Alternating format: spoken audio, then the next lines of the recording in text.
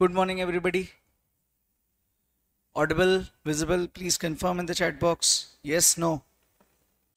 Okay, so yesterday we have completed question number 1. आप लोगों ने किया घर पे ऑनलाइन? आप लोगों ने किया घर पे, ट्राई किया, हुआ? हमने किया था वैल्यू ऑफ लीज लायबिलिटी निकाली थी, फिर मैंने इनिशियल रिकॉग्निशन, ऑल्दो क्वेश्चन में पूछा नहीं था हमने कैसे किया था, मैंने आपको बताया था.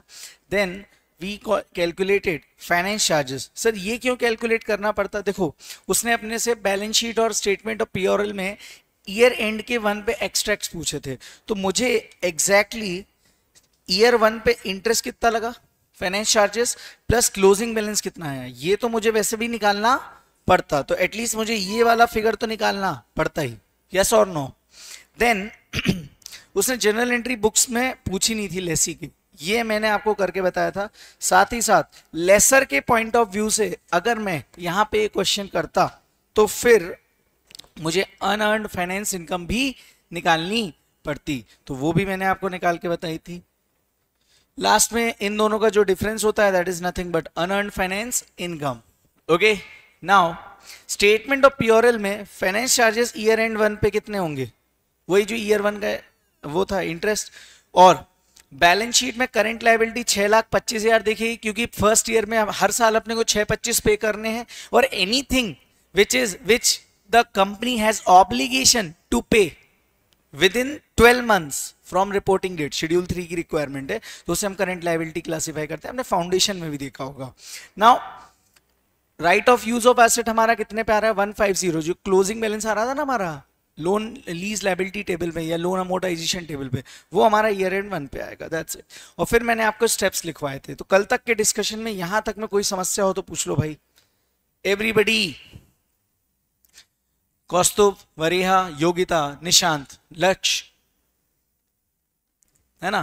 Now today what we are trying to do is finish this chapter along with the remaining questions. okay, so module में ही इलस्ट्रेशन नंबर 2 पे आ जाते हैं अपन. मॉड्यूल पे चलेंगे हम. अच्छा, इस एएस के बारे में मैं आपको बताऊं ना, अकाउंटिंग स्टैंडर्ड 19 में आपको कोई क्वेश्चन बैंक करने की जरूरत नहीं है. जितने क्वेश्चन है सारे मॉड्यूल में ही डाल दिए उन्होंने न्यू सिलेबस में, ठीक है? But still we will face all the questions given in the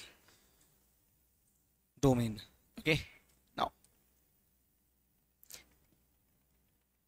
question number 2. अब ये एक अलग वेराइटी ऑफ क्वेश्चन है. देखो, एक तो अपन ने देख लिया कि ओवरऑल घूम फिर के हमसे यही सब पूछने वाला है वो, ठीक है? हाँ. अच्छा, अगर यहां पे एक नई चीज लिख लेते हैं स्टेप्स में, if asked, question asked from lesser point of view, then हमारी ये जो स्टेप्स थे ना दोस्तों, ये सेम स्टेप्स तो होंगे बट एक चेंज आ जाएगा, मालूम आपको?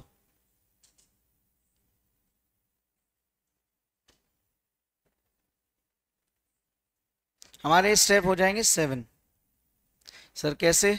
क्योंकि आपको एक में निकालना पड़ेगा unearned finance income. Clear? Done chartereds? Yes, no?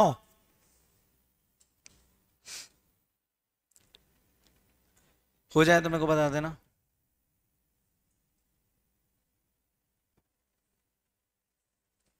अच्छा सर, क्या सारे स्टेप्स पूछे जाएंगे? नहीं, बट आपको सीए फाइनल में जब आप लीजेस का स्टैंडर्ड पढ़ोगे ना, तो उसमें क्वेश्चंस ऐसे ही आएंगे.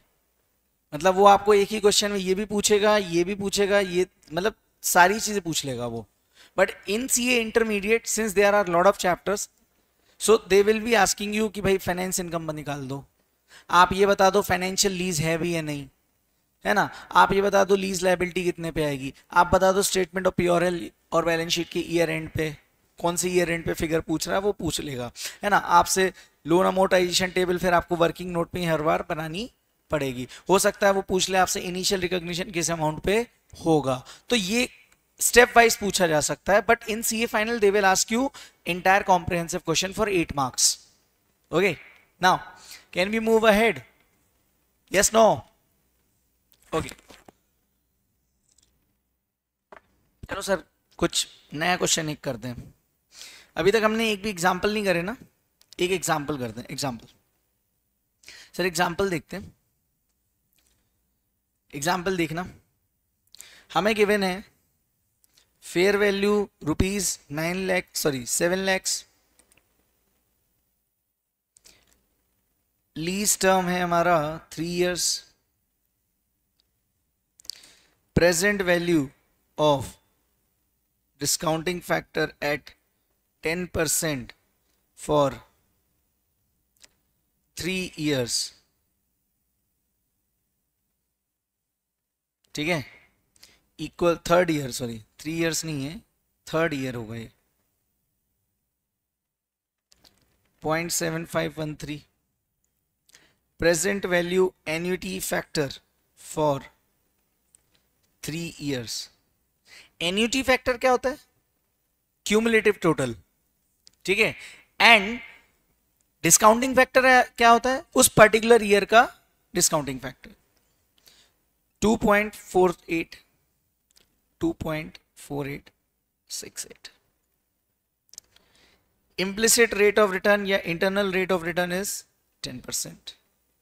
UGRV equals to 75,000. Check whether it is financial lease or not. Chartered's, check. बताओ.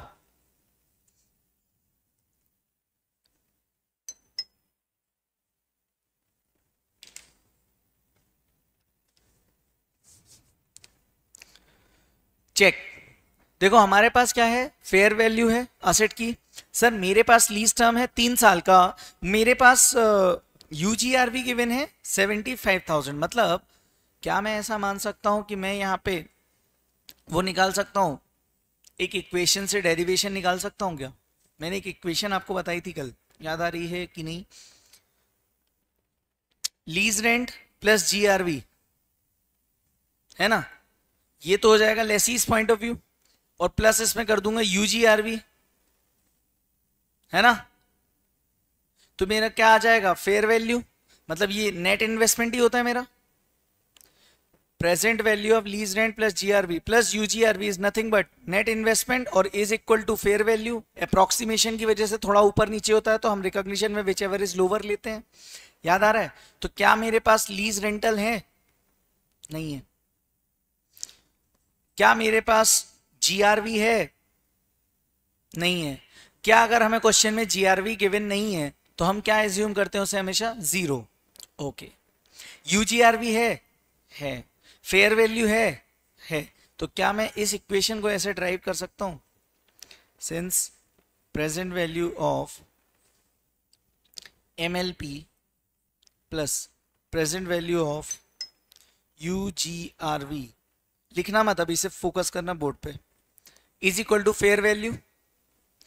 What is my present value of MLP? तो क्या मैं इसको ऐसे भी लिख सकता हूं? Present value of, sorry, minimum lease payments मुझे 3 साल तक करने पड़ेंगे पेमेंट. तो क्या मैं इसको 3 साल तक पेमेंट करूंगा, मतलब तीनों साल इसको डिस्काउंट करूंगा. तो कहना इसे मैं यहां पे present value annuity factor use कर सकता हूं. तो मैं क्या इसे ऐसा लिख सकता हूं? Present value annuity factor into lease rents plus present value of GRV plus present value of UGRV equals to fair value. क्या ये समझ में आया? ये समझ में आया कि नहीं? मतलब सर जितना पेमेंट करना है is equal to nothing but the fair value as per the standard. अब मैं एमएलपी को तोड़ सकता हूं इनटू एलआर प्लस जीआरबी, और यूजीआरबी मेरे को अलग से गिवन है सर. ओके सर, क्या मैं इसमें अब ऐसा कर दूं, let lease rentals be x, है ना। अब ये लीज रेंटल को अगर मैंने एक्स किया तो चलो अब वैल्यू पुट करते हैं इक्वेशन में।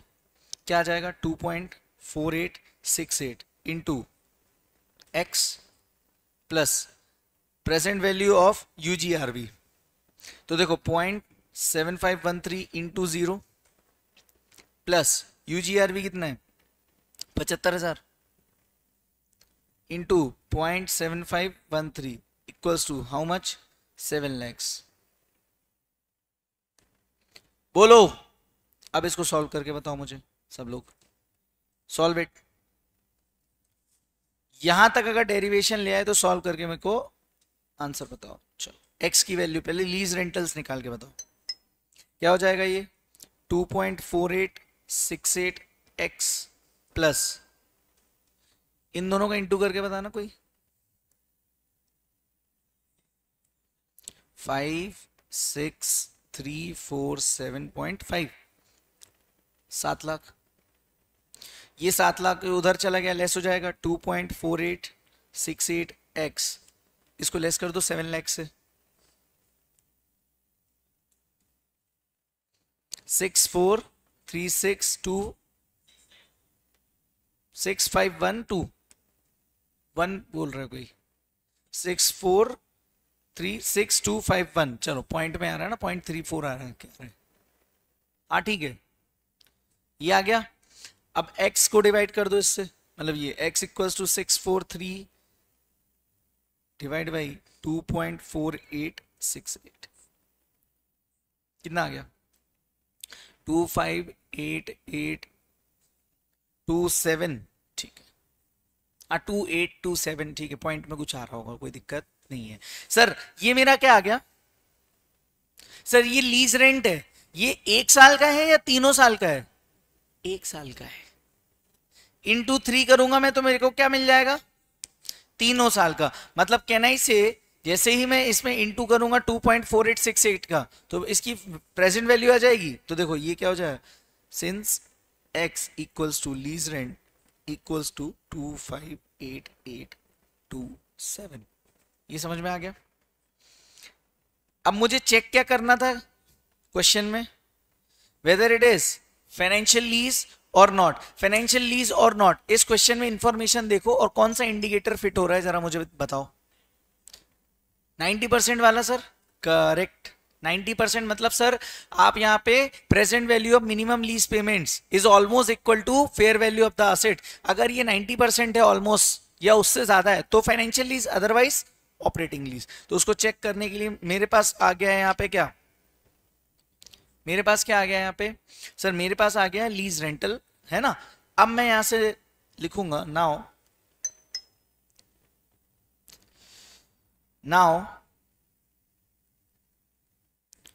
To check whether this lease is financial lease, so present value of minimum lease payments equals to 1 साल का लीज रेंट कितना है और इसकी 3 साल की मुझे वैल्यू बताओ 2.4868। तो कहना इसी इतनी आ जाएगी 643,651 251 सॉरी 64 कितनी थी 6436251 थी।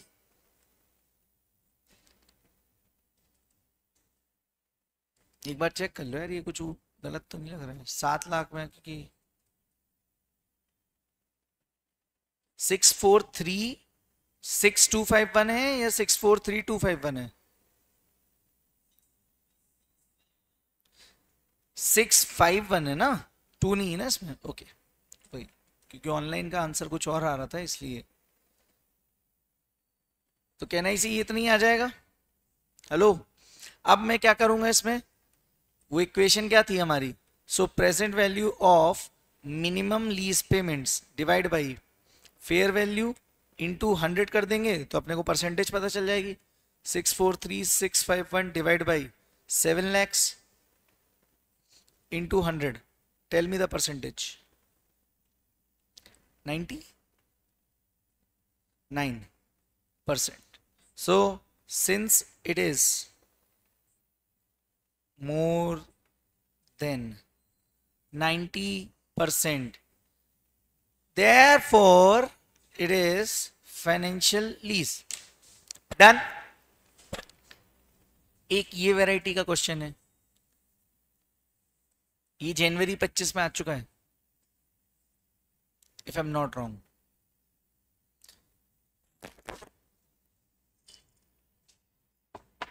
सर कहां से चालू किया?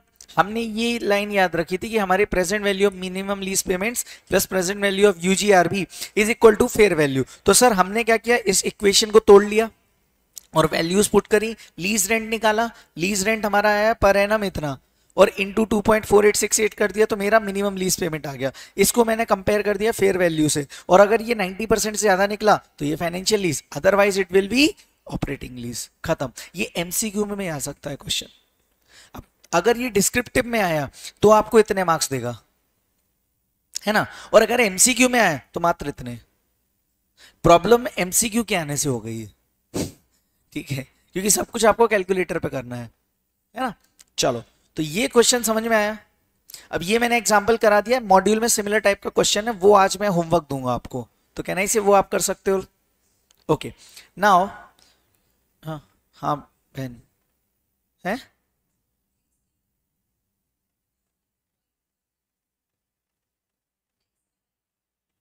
कहाँ पे?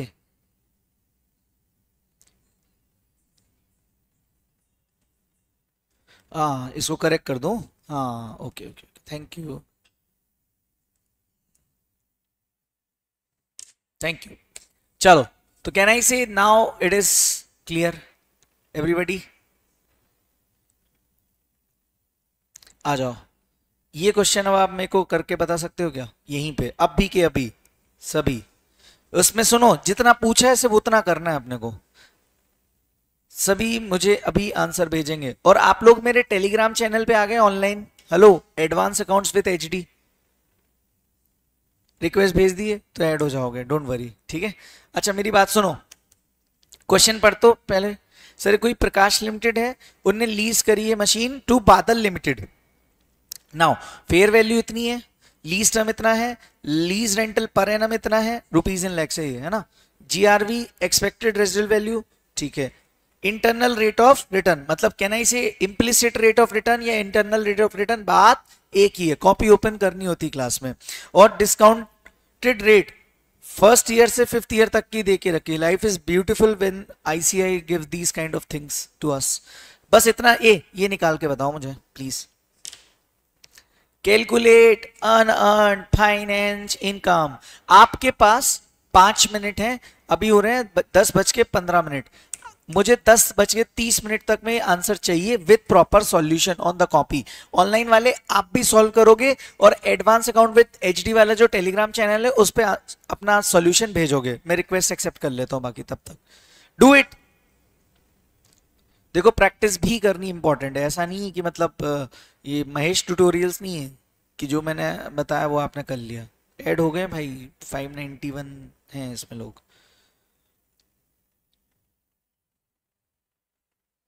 कल से हम अमलगमेशन स्टार्ट कर रहे हैं, है ना, इजी चैप्टर है वो, वेटेज ज्यादा है। Do it do it do it chartereds, do it. पहले आप सॉल्व करो, फिर मैं आपको हेल्प करूंगा, बट आपको सॉल्व तो करना पड़ेगा ना दोस्तों।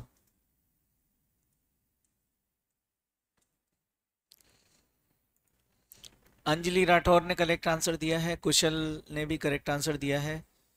जल्दी से आप लोग टेलीग्राम पे अपना सॉल्यूशन भी भेजें ताकि मज़ा आ जाए जीवन में। बिल्कुल करेक्ट। 14.6908 अंजलि का आंसर भी रिसीव हो गया। ए उदय, भरत, ध्रुव, अर्पिता, राजदीप, आदित्य, अमय, कनक, एवरीबडी 698। अरे उनने रुपीज इन लैक्स लिखे होंगे। हाँ भाई, कीर्तन हो गया, कीर्तन भाई का भी आंसर आ गया। गौरी दीदी आपका आंसर आ गया? ओके, भाई यादव जी, असीम सर की फेवरेट स्टूडेंट, मतलब ये इनका सेल्फ एजम्पशन है, उनकी कोई फेवरेट स्टूडेंट नहीं है। चलो देखो, मैं इसका सॉल्यूशन दिखाऊं तुम्हें, मैंने कभी तो किया होगा इसको। हम्म, हम्म, हम्म।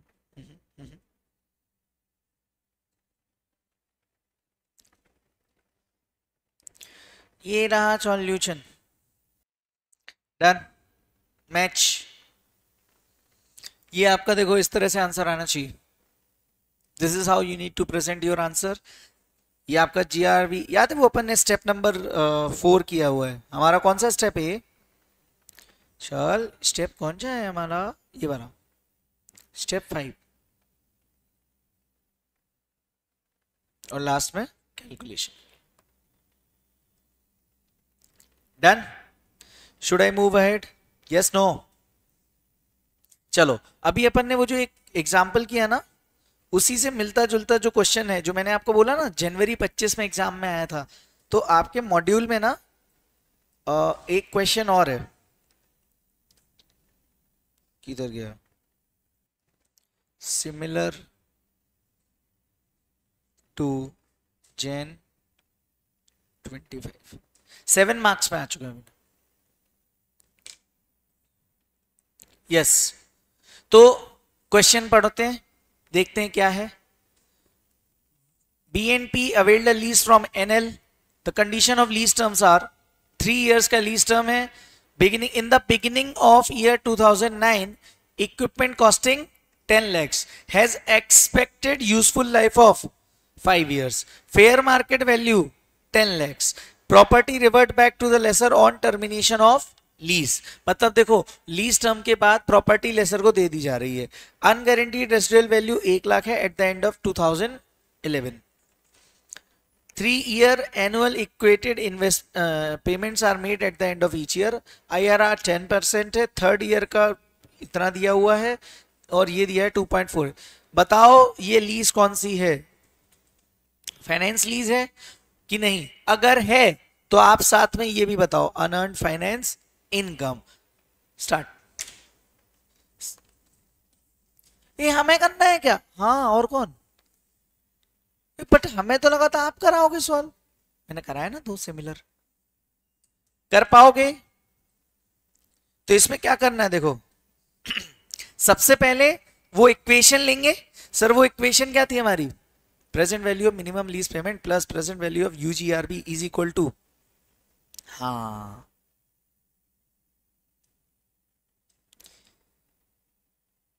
चलो अपन दोनों लोग करते हैं इसको, है ना?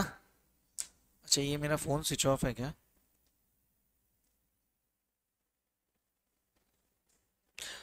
फाइनली फोन स्विच ऑफ हो गया मेरा, चार्ज नहीं कर पाया मैं।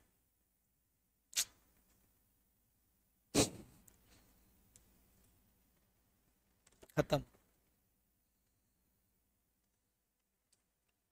चलो मैं करता हूँ आपके साथ। इसमें अपने को क्या गिवन है? मैं अपना कर रहा हूँ सॉल्यूशन, आप अपना करो, देखते हैं कौन सबसे पहले करता है। Okay, done. Solution, present value of minimum lease payments plus present value of UGRV is equal to fair value।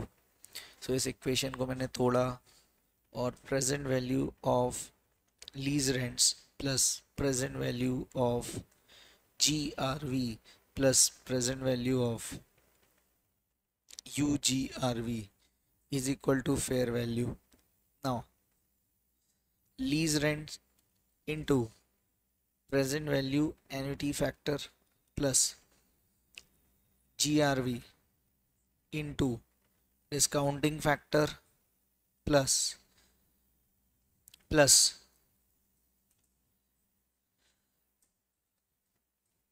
discounting factor of third year into UGRV equals to fair value।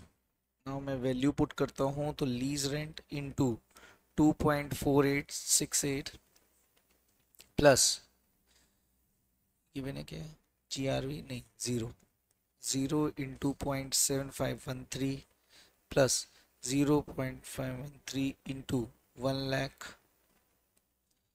Plus equals to ये कितनी 10 लैक्स।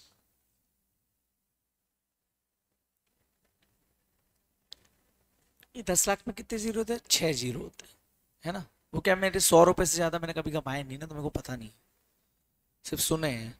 हाँ इतना ही होता है, correct. So 2.4868 LR plus 0 plus 75130 equals to 1। Now इसको उधर ले गए तो 2.4868 लीज रेंट इक्वल्स टू, इसको लेस करता हूँ 10 लैक्स लेस 513, ये आ जाएगा 3 sorry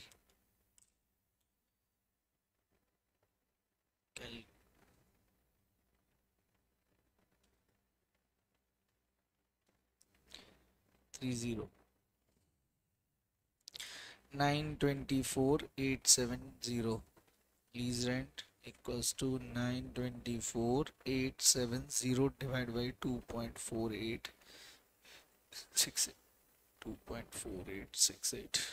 So lease rent equals to 371,911 कर देंगे क्योंकि 0.6 है।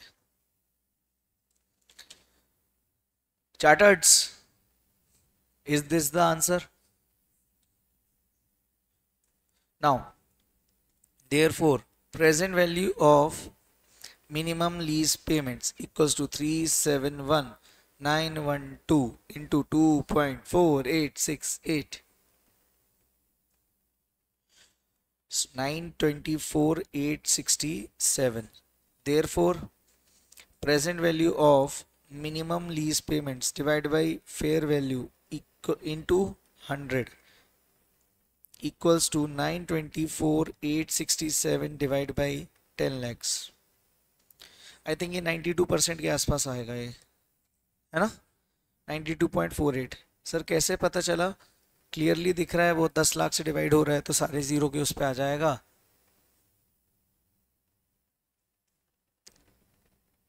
यस, ये अपन ने कल ही समझा था, fair value is nothing but the net investment, because fair value is the total of present value of minimum lease payments and any unguaranteed residual value.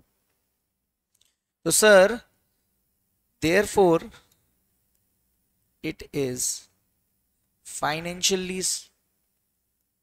अब उसने पूछा है calculation of unearned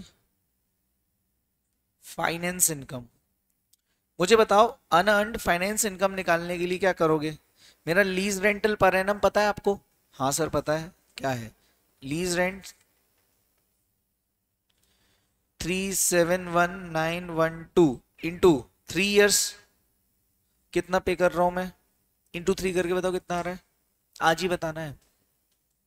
111,5733 plus UGRV, UGRV कितना है, 1 लाख। हो तो गया, total कितना हो गया 1215733।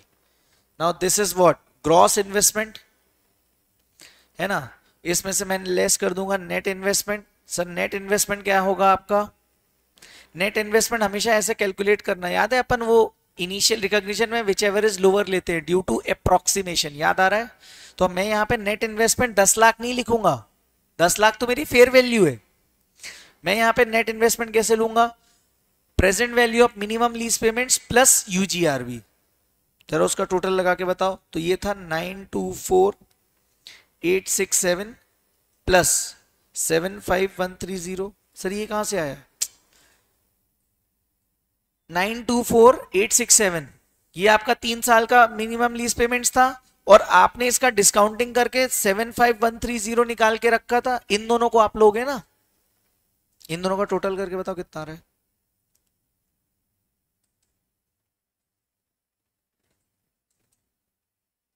कितना?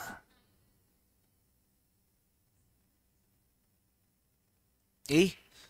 अब इन दोनों का डिफरेंस देख लो। सो ये हमारी हो गई अनअर्न्ड फाइनेंस इनकम। ये शॉर्ट में मत लिखना एग्जाम में। Hello, 2,15,736। This is nothing but your finish. 7 number मात्र। फाइनेंस लीज खत्म हो गया। आई एम सो सॉरी, इतना ही है क्वेश्चंस के साथ। This is the maximum you can have it in the exam. ये समझ में आया कैसे? आप गलती कहां करोगे मैं आपको बता देता हूं। एक गलती आपसे यहां होने वाली है, एक गलती आपसे होगी यहां पे। जल्दबाजी में आप 2.4868 मत कर देना, ठीक है।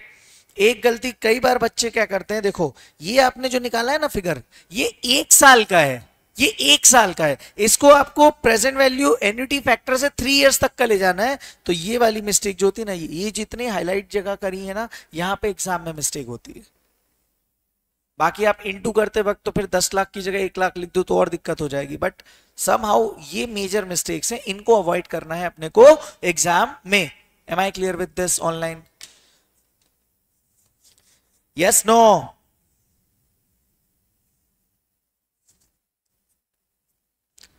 डन।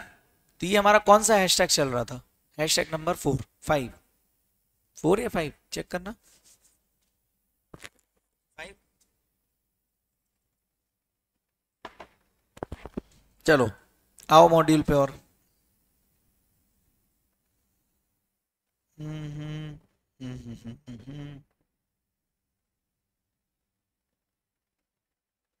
ठीक है। अब मैं ना, सुनो, मेरी तरफ से फाइनेंशियल लीज के, फाइनेंस लीज के क्वेश्चंस हो गए हैं। बट आई वुड से मैं आपको आज एक पीडीएफ भेजूंगा जहां पे पास्ट एग्जाम कंपाइलेशन है पूरा, ठीक है। आपको एटलीस्ट उसमें सिमिलर वैरायटी का क्वेश्चन एक एक सॉल्व कर लेना, प्लस अगर फिर भी रिपीट हो रहा है क्वेश्चन एग्जाम में तो आप उसका ऑडिट मार देना। ऑडिट मारने के लिए क्या करना कि जैसे फॉर एग्जांपल अब आपको क्वेश्चन एक ऐसा दिखा वापस से, तो उसको होमवर्क में सॉल्व कर लेने का, ठीक है। ऐसा दिखा, एक सॉल्व कर लिया, है ना। या फिर अपना ये वाला लीज लायबिलिटी वाला दिखा, सॉल्व कर लिया। बट उसके अलावा क्या करने का, सिंपली ऑडिट मारने का कि भाई मेरे से हो रहा है कि नहीं हो रहा है, ताकि इस बार कोई भी चूक ना हो, समझे। और फिर टाइमर, अगर ये अभी जो क्वेश्चन मैंने क्वेश्चन 13 कराया है, ये एग्जाम में आता है आपको 5 to 7 मिनट्स में ये क्वेश्चन खत्म करना है। 7 मार्क्स में है, अगर 5 मार्क्स में तो 5 to 6 minutes. Try it in the home, okay. Not the same question but similar question I will send you tonight in the Telegram channel, okay. Is this clear? Yes no? चलो, so next hashtag number कौन सा आ रहा है? 6। Hashtag number 6। हमने सारी accounting पढ़ ली financial lease की। Now अब हमारा फोकस है दोस्तों ऑपरेटिंग लीज पे। ऑपरेटिंग लीज अगर आ जाए मजा आ जाए। It's very easy, very easy, dam easy. Sir operating lease होती क्या है? मैंने कल ही डेफिनेशन बताई थी। What is operating lease? Sir lease which is not a financial lease is operating lease. तो lease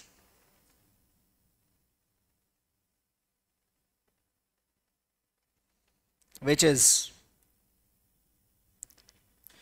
not a finance lease is operating lease. Done. Since it is not a financial lease, can I say it does not follow any of the indicators of financial lease? So it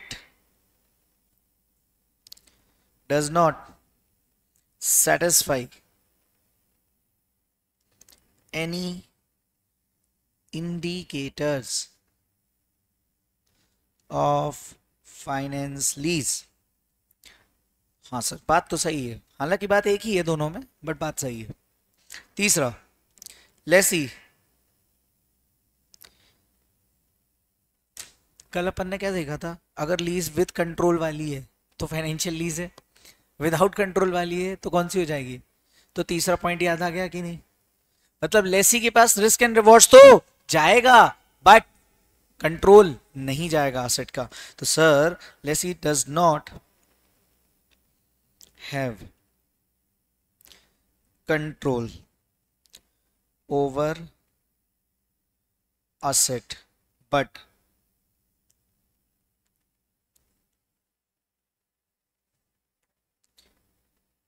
does not over control but control lies with lesser but control lies with lesser।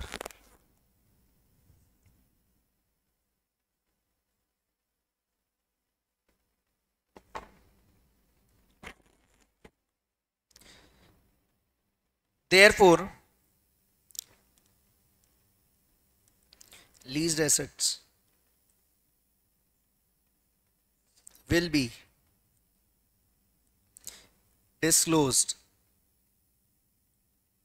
as PPE by lessor and lessee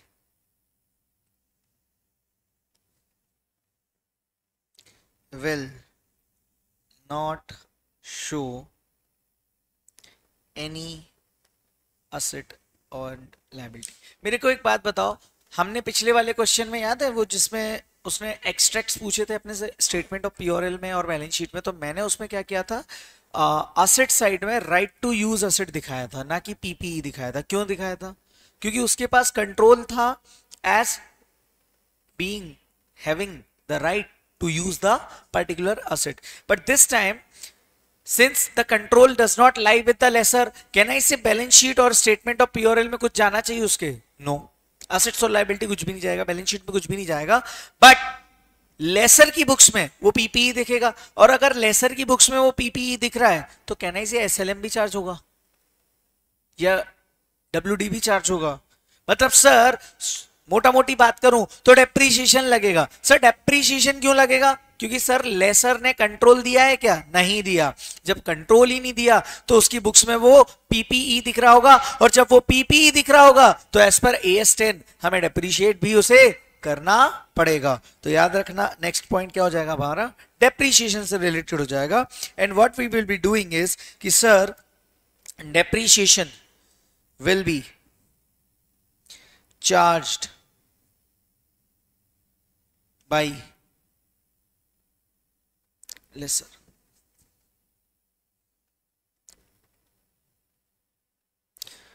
lease rent तो मिल रहा होगा ना फिर भी? हाँ sir, तो वो एक तरह से एक्सपेंस हो जाएगा। किसके लिए? लेसी के लिए। Lease rent will be treated as expense by lessee and income by whom? Lessor। सबसे इंपॉर्टेंट पॉइंट है एफ, जिस पे क्वेश्चन आएगा। पूरे ऑपरेटिंग लीज में एफ पे क्वेश्चन आने वाला है और कहीं पे कुछ भी नहीं आएगा। अगर कहीं पे भी आता है तो देखो ये सब अंडरस्टूड है, ये सब कॉमन सेंस की बात नहीं आता ई तक। इसको लिखना, lease rent should be charged to statement of P&L every year on SLM basis or ratio of output. या तो मशीन जितना आउटपुट दे रही है उस आउटपुट के बेसिस पे डेप्रीशिएट करो, या फिर स्ट्रेट लाइन मेथड के हिसाब से उसे डेप्रीशिएट करना है, इसके अलावा कुछ भी नहीं करना है। तो सर एसएलएम बेसिस या फिर रेशियो ऑफ आउटपुट बेसिस के हिसाब से डेप्रीशिएशन लगेगा। सर कितना लगेगा? सर अगर एसएलएम से लग रहा है तो can I say it is nothing but equally लगेगा। एसएलएम में क्या होता है, 10 साल की मशीन है और जितनी कॉस्ट है डिवाइड बाई वो कर लो, अगर कोई स्क्रैप है तो वो लेस कर दो, तो ऑलमोस्ट हर साल बराबर लग रहा होता है, फिक्स्ड अमाउंट से डिप्रिशिएट होता है, तो कहने से एक ना एक दिन एसेट जीरो पे पहुंच जाएगा। But the point is ratio of output, इसका एक क्वेश्चन गिवन है, तो जितना आउटपुट जनरेट कर रहा है क्या एसेट, मतलब जितना बेनिफिट जनरेट कर रहा है एक एसेट, उस रेशियो के आउटपुट में मैं इसको डेप्रिशिएट करता रहूंगा। मान लो जिस साल ज्यादा आउटपुट जनरेट किया उस साल ज्यादा डेप्रिशिएट होगा, जिस साल कम आउटपुट जनरेट हुआ तो उस साल कम डेप्रिशिएट होगा। ये बात समझ में आ रही है? अच्छा, इसका मतलब सर एसएलएम और रेशियो ऑफ आउटपुट के अलावा कोई और मेथड लगा सकते हैं? Answer is no, never. Why? AS 19 ने बोलेगा। Last G, lease rentals should be equalised, मतलब हम इन्हें एवरेज कर देते हैं, तो ये जितना एफ और जी में लिखा है ना अपन ने, इन दोनों पॉइंट्स पे अपने को एग्जाम में क्वेश्चन आ सकता है, इसके अलावा तो आएगा नहीं। देखो सबसे पहली प्रायोरिटी चैप्टर में आएगा फाइनेंस लीज, अगर फाइनेंस लीज नहीं आया तो ऑपरेटिंग लीज में पूछेगा वो, ऑपरेटिंग लीज में ये दो पॉइंट से क्वेश्चन आ सकता है। सर कैसा क्वेश्चन आ सकता है? सपोज एग्जाम्पल हमारे चैप्टर का कौन सा हो जाएगा? 2 है ना, एग्जाम्पल 2 फोकस करना। सपोज अभी आप लिखना मत, लीज रेंट है मेरे 30,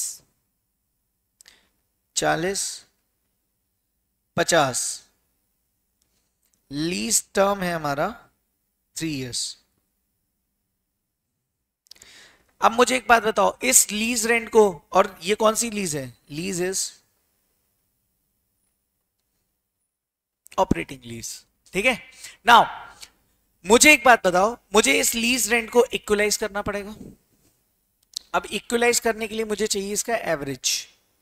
आपने फाउंडेशन में पढ़ा होगा सेंट्रल टेंडेंसी, है ना, मीन मीडियन मोड, तो उसमें आप एवरेज करते थे। किसी चीज को एवरेज करोगे तो कैसे करोगे? 30 simple average, 40 50 divide by 3, how much? मतलब ये मेरा lease rental on an average हर साल 40,000 के अप्रोक्स आ रहा है, यस और no? Now this is nothing but equalized rent, हो गया इक्वलाइज्ड। अब इसकी अकाउंटिंग कैसे करोगे? अकाउंटिंग आपकी कुछ इस तरीके से होगी कि मान लो फर्स्ट ईयर में आपको एंट्री पास करनी है, तो lease rent account debit to bank. आप लेसी हो, आपने क्या किया? लीज रेंट पे किया। अब since it is operating lease, can I say it is your expense, expense की वजह से आपका बैंक कम होगा, है ना, और आपने पे क्या किया है? एक्सपेंस पे किया, तो किस नाम से पे किया होगा? लीज रेंट के नाम से। कितना पे किया फर्स्ट ईयर में? 30,000, तो जेब से कितना गया? बट एक्चुअल में इट शुड बी इक्वलाइज्ड, तो लीज रेंटल हमेशा हमारा कितना होगा? 40,000। मुझे बताओ 10,000 कहां से जाएगा? सर 10,000 हमारा बैलेंसिंग फिगर आएगा, यस नो? अब ये किस नाम से जाएगा? तो एक हम यहाँ पे सस्पेंस अकाउंट ओपन करेंगे बच्चों। कौन सा सस्पेंस अकाउंट? सस्पेंस मतलब आप समझ रहे हो, डमी अकाउंट। ये डमी अकाउंट का ऑब्जेक्टिव पता क्या होगा? ये जितने मैंने लीज रेंट इक्वलाइज करे हैं ये ऑटोमेटिकली सेट ऑफ करता रहेगा। अभी मैजिक देखना आप, फर्स्ट ईयर में आपने लीज रेंट, अच्छा इस अकाउंट का नाम है लीज इक्वलाइजेशन, आपके फेवरेट कलर में, लीज इक्वलाइजेशन अकाउंट, है ना, पूरा समझ जाना, लीज इक्वलाइजेशन अकाउंट। इसको थोड़ा सा मैं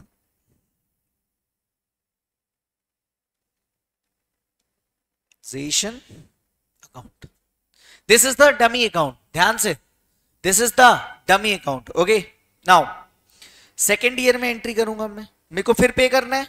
hello, lease rent account debit to bank, इस साल कितना पे किया? 40, ठीक है सर। और लीज रेंटल इक्वलाइजेशन कुछ करना है क्या? नहीं सर, उतना ही है हमारा।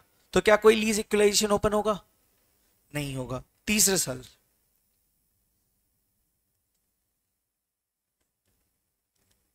Lease rental debit to bank, कितना जेब से गया? मेरे को कितना देना था?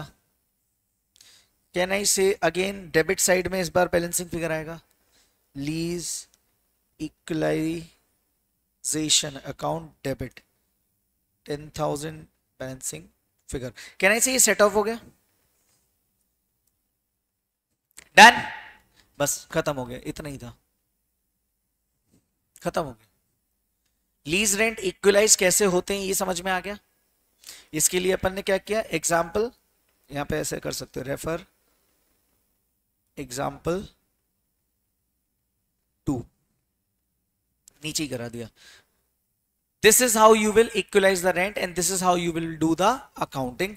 कॉपी इट फटाफट से, डू इट, लिखना है। देखो at the end of the day अपनी रिटन एग्जाम है, जो नहीं लिखते हैं ना तो फिर चीजें भूल जाते हैं, चाहे वो कोई भी हो, है ना।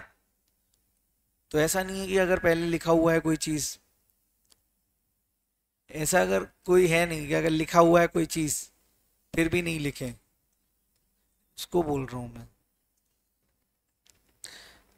सर एक डाउट है, किसी को आ रहा है क्या? देखो डाउट नहीं आ रहा है अच्छी बात है, आ रहा है तो और अच्छी बात है। क्या AS19 बोलता है since it should B average, it is not a normal basical rent, it is given on lease and not a financial year, so it has to be equalized। And ये इक्वलाइज इसलिए कर रहे हैं ताकि हमारा on an average पता चलता रहे। सर अगर हम ये ऑन एन एवरेज नहीं पता करेंगे तो ऐसे तो रेंट एक साल में 40,000 था, अगले साल 70,000 कर दो, फिर अगले साल 1 लाख कर दो। रेंट जनरली इससे बढ़ता है क्या, सोच के बताओ, बढ़ता है क्या इतना ज्यादा? इतना फ्रीक्वेंट नहीं बढ़ता। जैसे फॉर एग्जांपल अगर मैं आप इंडिया की बात इंदौर की बात करें, अगर कहीं पे रेंट 10,000 रुपीज है तो नेक्स्ट ईयर 11,000 हो सकता है, उसके नेक्स्ट ईयर 12,000 हो सकता है, बट पहले साल 10, दूसरे साल 22, ऐसा हो सकता है क्या? नहीं होता। सो इसीलिए इट शुड बी इक्वलाइज, ताकि आपकी जो लीज इक्वलाइजेशन अकाउंट है ना, वो जितना आपका टेन्योर है उसमें ऑटोमेटिकली सेट ऑफ हो जाएगा। इसमें ये डाउट तो आना ही नहीं चाहिए कि सर ये मान लो कभी रह गया तो रह कैसे जाएगा। देखो आपका लीज टर्म कितना था बेटा, 3 साल, तो ये इसका मतलब ये कि लीज इक्वलाइजेशन आपका 3 साल के अंदर सेट ऑफ हो जाएगा। मान लो यहां पे होता 6 ईयर्स, तो ऑटोमेटिकली 6 साल में सेट ऑफ हो जाएगा। लेकिन ये सेट ऑफ मान लो फर्स्ट ईयर में तो नहीं हुआ, कहना इसे अब मुझे इसको रिकॉर्ड करना पड़ेगा अपने फाइनेंशियल स्टेटमेंट में, तो ये कहां जाएगा फर्स्ट ईयर में। ये डाउट आना चाहिए आपको कि सर ये लीज इक्वलाइजेशन फर्स्ट ईयर के एंड में कहां जाएगा। यहां पे तो खत्म हो जाएगा चलो, बट ये यहां पे तो है ना फर्स्ट ईयर में, तो ये जाएगा कहां। तो अपन लिखेंगे कौन सा, जी के बाद क्या आता है, एच। H means Hyderabad.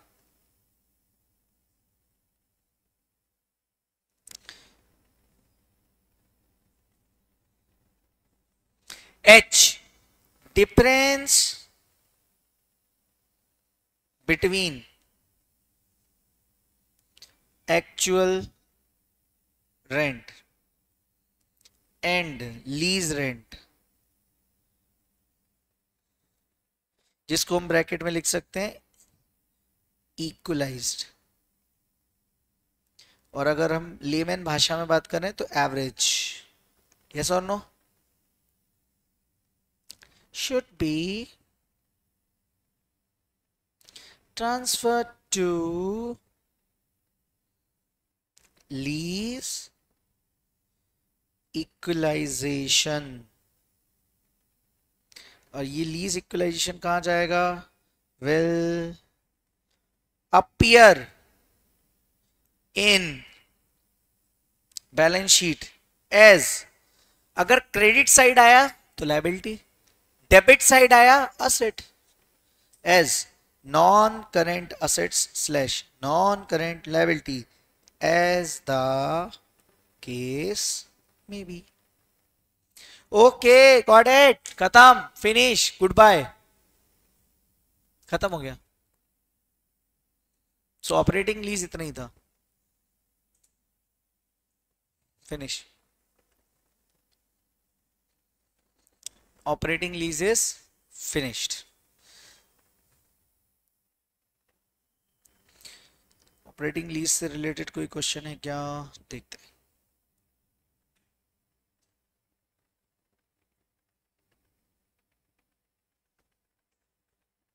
ये रहा।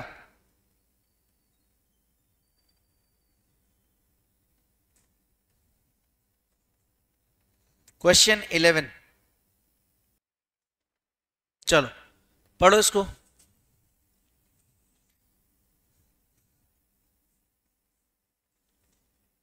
यस बेटा।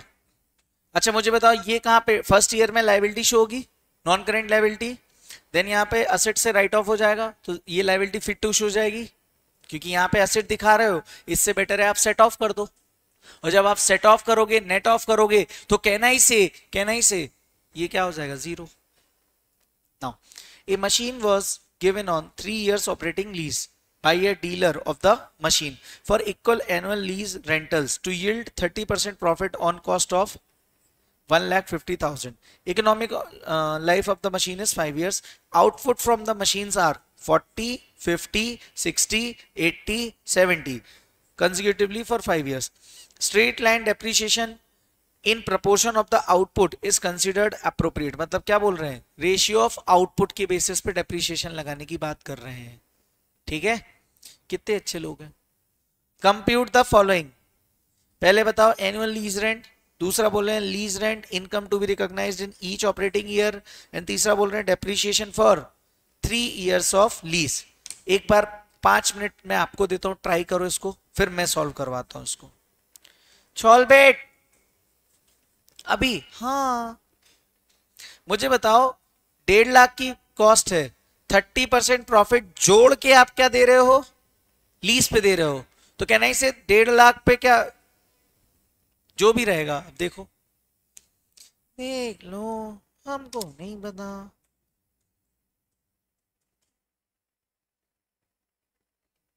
क्योंकि बस अब एस में इसके बाद अपन जा रहे हैं लास्ट कॉन्सेप्ट पे, सेल्स एंड लीज बैक पे।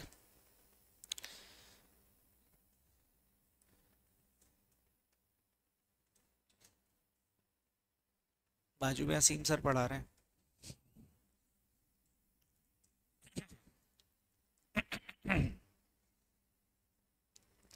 आगे बढ़े।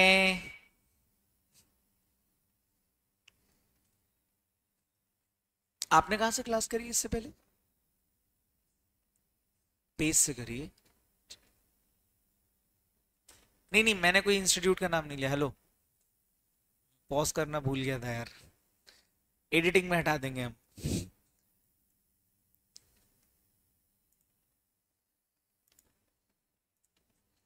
जल्दी करो।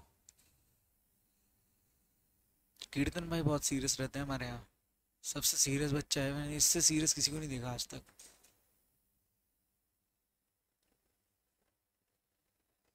आज ही सॉल्व करना है बिना सॉल्यूशन देखे। हेलो,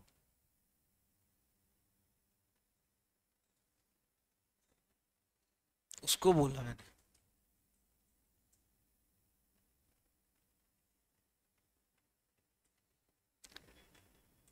डेमो का आज आखिरी दिन है गाइस, ऐसा मुझे शिवम भैया का मैसेज आया है ना। जो भी स्टूडेंट्स लगे ज्वाइन करना चाहें बिल्कुल करें।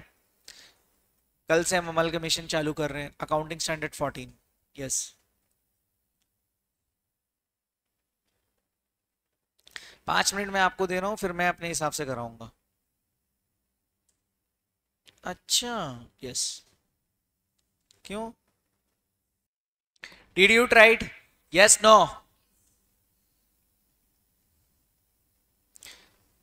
शैल आई स्टार्ट। चलो अब इधर पे देखना, अब स्टॉप राइटिंग।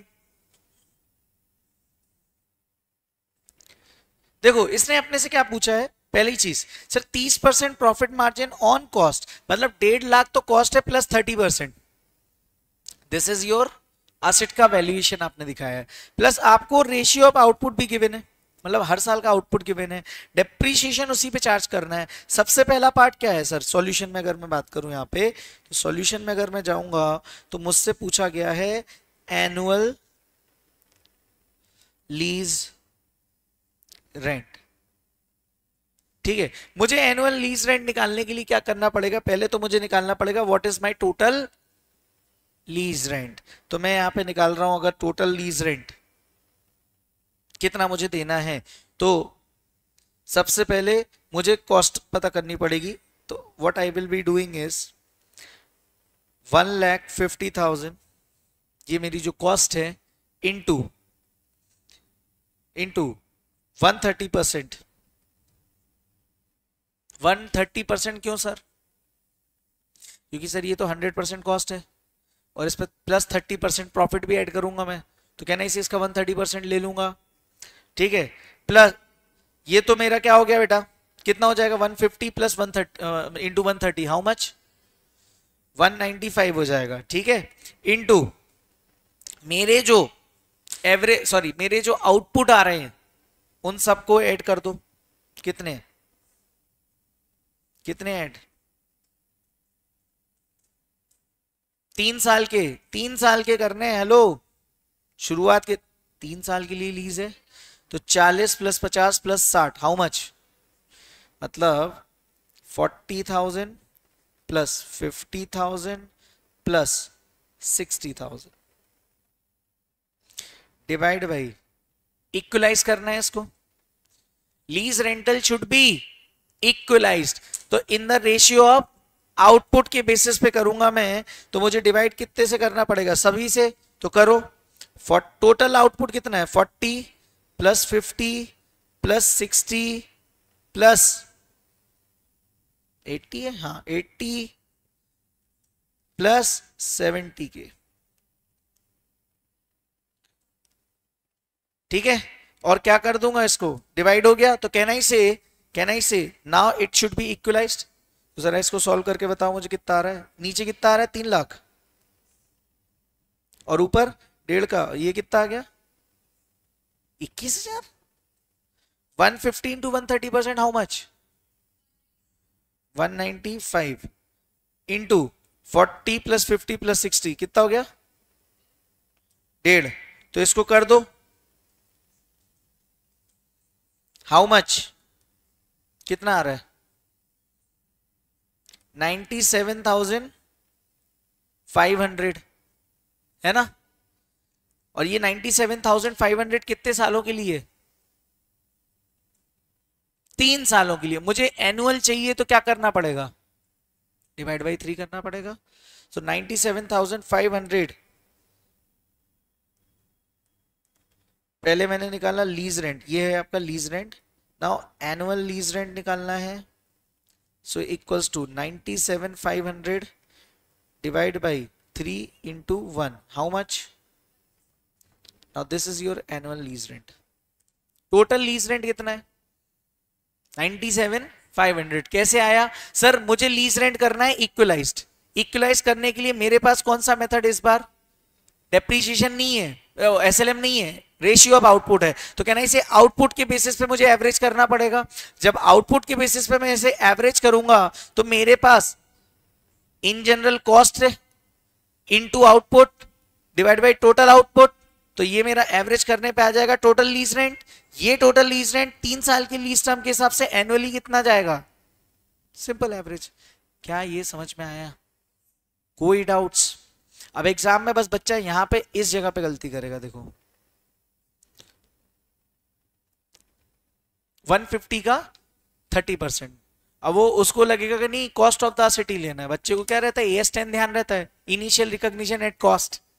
तो बच्चा क्या गलती करता है, बोले 1.5 लाख भी तो आएगा, 1.5 lakh into output divide by total output. और हाँ एक गलती और हो जाती, पता क्या? जो अभी आप लोगों ने भी करी, 2 साल जो एक्स्ट्रा आप ऐड करे जा रहे थे, यहां पे नहीं ऐड होगा, वो डिनोमिनेटर में ऐड होगा, क्योंकि डिनोमिनेटर में हम टोटल आउटपुट लेंगे, बट यहां पे हम सिर्फ और सिर्फ लीज टर्म का आउटपुट कंसीडर करेंगे। Am I clear? अगर ये 4 ईयर का होता कहना इसे मैं यहाँ पे 80,000 भी ऐड कर सकता था, ओके। और यहां पे फिर डिवाइड बाई 4 करता मैं। यहां तक कोई समस्या? अंजलि, एस प्रजापत, मुस्कान, परी, everybody clear? Now step number 2 में क्या था? सेकंड वाले में क्या पूछा हुआ है दोस्तों? सर सेकंड वाले में पूछा हुआ है, क्या पूछा? Lease rent income. इनकम किसके लिए होगी? लेसर के लिए।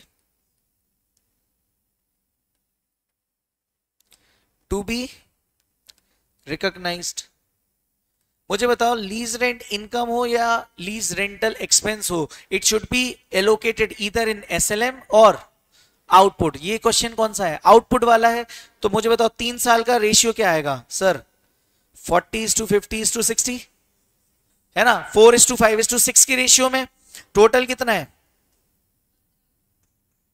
15। लीज रेंट का टोटल कितना है 97,500 है ना, 15 कहां से आ गया पगली, ऐसे थोड़ी करते हैं। अभी निकाला, ये रहा टोटल लीज रेंट कितना है, इसको क्या आप बांट सकते हो। सो इट शुड बी लिखना, इट शुड, ये एग्जाम में लिखना पड़ेगा ऐसे, रिकॉग्नाइज्ड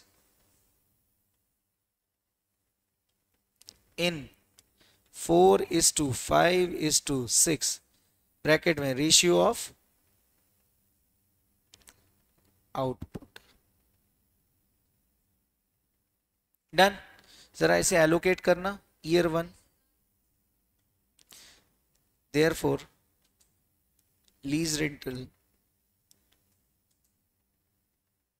ईयर 2 और ईयर 3 करो। 97,500 into 4 divide by 4 5 9 6 15 divide how much, 97,500 into 5 divide by 15 और 97,500 into 6 divide by 15। Tell me how much.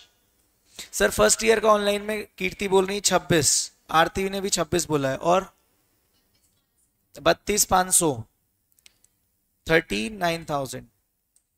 This is how your second part will get solved. परी सोलंकी, मुस्कान चौहान, अंतरा शर्मा, अंजलि राठौर, सलोनी, राजदीप, पलक, कनक, लक्ष्य, सिद्धार्थ आहूजा, कौस्तुभ शर्मा, अर्पिता, कीर्ति, उन्नति, एवरीबडी, ध्रुव, सभी को आ गया कि नहीं, ये यहां तक सब क्लियर है। ओके तीसरा डेप्रीशिएशन फॉर 3 इयर्स। अरे यार चलो निकाल लेते हैं डेप्रीशिएशन भी, इजी है। फॉर 3 इयर्स डेप्रीशिएशन निकालना है। अब बताओ डेप्रीशिएशन किस बेसिस पे निकालोगे, डेप्रीशिएबल अमाउंट कितना है, डेप्रीशिएबल अमाउंट कितना है 1,95,000 तो इंक्लूडिंग प्रॉफिट है, सोच के देखो। कॉस्ट पे ही डेप्रीशिएट होगा, डेप्रीशिएशन 1.5 लाख पे ही होगा। सो डेप्रीशिएबल अमाउंट कितना है, इक्वल्स टू 1,50,000। लीज टर्म कितना है,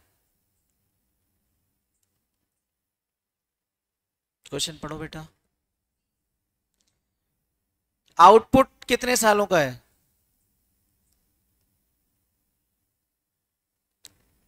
now what is the ratio proportion of output, ratio of output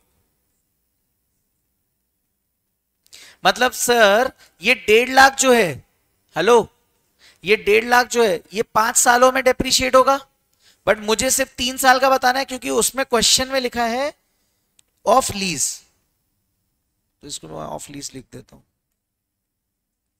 मतलब 3 इयर्स के लिए बताना है। तो रेशियो ऑफ आउटपुट क्या आएगा बताओ जरा, 4:5:6:8:7, ये टोटल 5 साल में एलोकेट होगा। मुझे सिर्फ इन तीनों सालों का बताना है, तो क्या मैं बता सकता हूं, yes, year 1, year 2 and year 3। कैसे, 1.5 lakh into 4 divide by 30, 1.5 lakh into 5 divide by 30 और 1.5 लाख इंटू 6 डिवाइड बाई 30, बस निकाल दो। हाउ मच, पहले वाला कितना आ रहा है बेटा 20,000, ये कितना आ रहा है, और ये, so these are your depreciation amounts. खत्म। ये आईपीसीसी में 5 मार्क्स में आया था कंपलसरी क्वेश्चन, और जिस अटेम्प्ट में आया था हाँ, can you please explain me part 1 again? Yes sure, just 1 minute. ये 5 मार्क्स में कंपलसरी क्वेश्चन आया था, और जिस अटेम्प्ट में आया था उस अटेम्प्ट तक ऐसे कोई क्वेश्चंस थे ही नहीं डोमेन में। तो ये आया पहले कहाँ, एग्जाम में, फिर छपा आरटीपी में, और अब स्टडी मटेरियल में, अब आया न्यू स्कीम में इतने सालों बाद। ठीक है, तो ये ओल्ड स्कीम में तो मॉड्यूल में भी नहीं था, मतलब 2023 तक ये मॉड्यूल में नहीं था, अब मॉड्यूल में आया 2024 के बाद। तो अब आपको इसको कर लेना, क्योंकि ये ऑपरेटिंग लीज का सबसे हाईएस्ट लेवल का क्वेश्चन है। एक बच्चे का कहना है सर मुझे एनुअल लीज रेंट की कैलकुलेशन कैसे करी, इसको एक्सप्लेन कर दो। मैं वापस से एक्सप्लेन करता हूं। देखो बच्चा, अपन ने क्या देखा था, lease rentals should be equalised, so it should be always equalised. अब ये किस पे इक्वलाइज होगा, या फिर रेशियो ऑफ आउटपुट। अगर क्वेश्चन साइलेंट है तो साइलेंट है मतलब देखो इस तरीके का, तो अपन ने क्या किया, सिंपल एवरेज निकाल दिया। लेकिन सर क्वेश्चन में अपने को आउटपुट गिवन था, तो मुझे लीज टर्म का आउटपुट भी लेना पड़ेगा, और उस बेसिस पे टोटल आउटपुट से डिवाइड करके इक्वलाइज करना पड़ेगा। अच्छा, मशीन की कॉस्ट कितनी थी, 1.5 लाख, उसपे मैं 30% एक्स्ट्रा चढ़ा के उसे लीज पे दे रहा था, तो कहना इसे total cost of the asset will be 195, 1,50,000 plus 30%। अगर आप ऐसे 130% इंटू नहीं समझ पा रहे हो तो आप क्या करना, 1,50,000 प्लस 30% करोगे तो 195 आ जाएगी आपकी कॉस्ट। 3 साल में रेशियो क्या रहा आउटपुट का, तो ये भी इंटू होगा, divide by total output that is 3 lakh. तो इनका एवरेज कर दिया रेशियो ऑफ आउटपुट में, तो कहना इसे मेरा लीज रेंटल आ गया। ये लीज रेंटल एनुअली निकालना है तो 1/3 कर दिया, क्योंकि 3 साल में हर साल में कुछ ना कुछ पे करूंगा। तो this is nothing but 32,500 is my annual lease rent which is equalised annual lease rent. इसको मैं क्या बोलूंगा, इक्वलाइज्ड एनुअल लीज रेंट। जैसे पिछले वाले में अपन निकाला था 40, इसमें निकाल रहा है 32,500। Palak, hope you understood. Palak, yes चलो। सो आई होप ये वाला क्वेश्चन क्लियर है, और इसी के साथ मेरा हैशटैग नंबर 6 समाप्त हो गया। इसमें कोई भी डाउट किसी को भी हो तो वापस से पूछ लो बेटा, मैं वापस से एक्सप्लेन कर दूंगा। डन, ठीक है सर। तो मैंने आपको क्या बोला था, कल हैशटैग नंबर 2 पे आओ वापस। सर हैशटैग नंबर 2 में मैंने क्या बोला था, एक एचडी लिमिटेड है जो अपना असेट राइट टू यूज करने के लिए किसको दे रही है, बडी लिमिटेड को। बडी लिमिटेड ने सीरीज ऑफ पेमेंट्स करे, ठीक है, तो एचडी बन गया लेसर, बडी बन गई लेसी। तो अब ये लेसर और लेसी के बीच में एग्रीमेंट है, जहां पे एक पार्टी राइट टू यूज दे रही है, दूसरी पार्टी कंसिडरेशन ले रही है for a specific period of time. This is nothing but lease. But मान लो 20 ईयर्स का अपना एग्जाम्पल था कल, कि 20 साल के बाद जब जैसी लीज टर्म खत्म हुआ, लीज टर्म खत्म होने के बाद असेट वापस से ये यहां चला गया है ना, और ये जिसके पास असेट आया, अगर इसके पास विद कंट्रोल था तो ये कौन सी लीज हो गई थी, फाइनेंशियल लीज। अगर विदाउट कंट्रोल था तो ये कौन सी थी, ऑपरेटिंग लीज। हमने इन दोनों की अकाउंटिंग भी देख ली, तो कहना इसे ये पूरी खत्म हो गया ड्रामा। लेकिन अब एक ड्रामा और है। ड्रामा ये था कि लोग क्या करते थे, लोन अरेंजमेंट करने के लिए लीज का फेक ट्रांजैक्शन दिखा देते थे। सर कैसे, देखो मैंने कल आपको बताया था कि इसने इसको एसेट दिया और इसने इसको क्या किया, पेमेंट दिया, ठीक है। अब ध्यान से समझना, 20 साल बाद वापस से इसने इसको एसेट दे दिया, मतलब ये जो एसेट ये यूज कर रहा था ये वापस दे दिया इसको। सोच के देखना, इसने इसको क्या दिया था, असेट, इसने इसको पेमेंट्स। नाउ आफ्टर 20 इयर्स इसने इसको असेट रिवर्ट बैक कर दिया, बदले में इसने इसको कुछ पेमेंट दे दिया। तो कहना इसे इसने इतने सालों तक एक लोन अरेंजमेंट दिखा के रखा था, इनडायरेक्टली लोन अरेंजमेंट दिखा के रखा था। एक्चुअल में क्या ये लीज था, नो, बट दिखाने के लिए सिर्फ लीज था। एक्चुअल में तो ये लोन अरेंजमेंट था, और लोन अरेंजमेंट के बाद वापस इसने पैसे वापस कर दी, इसने सिक्योरिटी वापस कर दी। ओ थिंक लाइक दैट। अगेन कल वाली लाइन में वापस रिपीट करूंगा, accounting is just an art, it is beyond debit and credit. जो डेबिट एंड क्रेडिट दिख रहा है एक्चुअल में वो है भी कि नहीं, सब्सटेंस ओवर फॉर्म। सोच के देखो, पर्दा हटा, ट्रांजैक्शन की खुफिया जानकारी पता चली, तो देखा जा रहा है तो टेक्निकली तो यार ये लोन अरेंजमेंट है। तो AS 19 में अमेंडमेंट हुआ, और अमेंडमेंट की वजह से एक नई कॉन्सेप्ट आया सेल्स एंड लीज बैक का।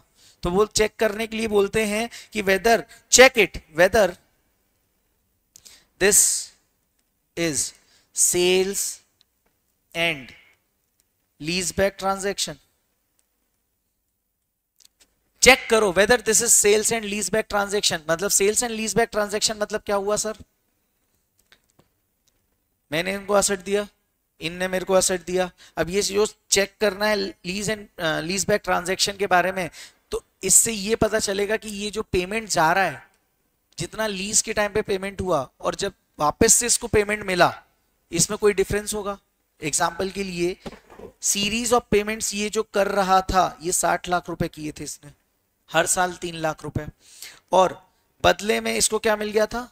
असेट। अब जब वापस से इसने इसको रिवर्ट बैक किया है तो इसने इसको दिए हैं 75 लाख, ठीक है, और वापस से इसको क्या मिल गया? असेट। मुझे एक बात बताओ, कितना एक्सेस दिया? 15 lakh is nothing but the interest of loan, yes और नो? इस 15 लाख का अकाउंटिंग ट्रीटमेंट उसने क्या दिखा दिया?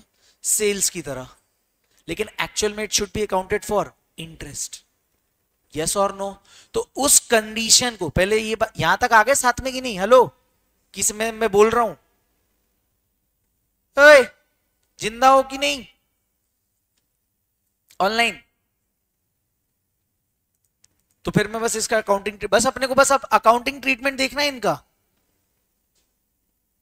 To justify whether this transaction is of sales and lease back और नॉट। कैसे पहचानना है और कैसे उसका अकाउंटिंग होगा? मुस्कान, अंजलि, परी, राजदीप, वरेहा, बादशाह, कुशल, प्रियांशी, एवरीबडी। नाउ मैं क्या कर रहा हूं, अब ये मैंने जो एक्सप्लेन किया ना, इसको प्रॉपर लिखवा देता हूं ताकि आपको ना याद रहे, ठीक है? तो हम आते हैं हैशटैग नंबर 7 पर, सेल्स एंड लीज बैक। ये एस अपनी आखिरी सांसें गिनता हुआ, एचडी बडी,